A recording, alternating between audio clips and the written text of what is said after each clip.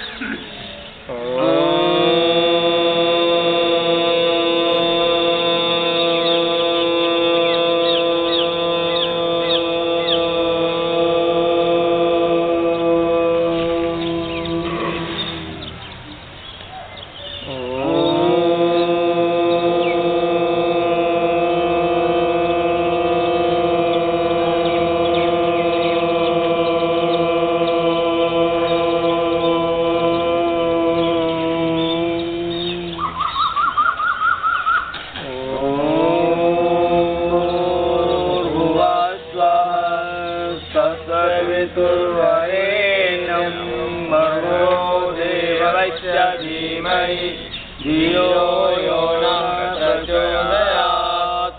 ॐ त्र्यम्बकं यजामहे सुगन्धिं पुष्टिवर्धनम् उर्वारुकमिव बन्धनात् मृत्योर्मोक्षीयमामृतात्। ॐ सहनावतु सहनौ भुनक्तु सवीर्यं करवावहै तेजस्विनावधीतमस्तु मा विद्विषावहै। ॐ असतो मा सद्गमय तमसो मा ज्योतिर्गमय मृत्योर्मामृतं गमय। ॐ सर्वे भवन्तु सुखिनः सर्वे सन्तु निरामयाः सर्वे भद्राणि पश्यन्तु मा कश्चित् दुःखभाग् भवेत्। ओम शांति शांति शांति। ओम। आप सभी दिव्य आत्माओं को एक बार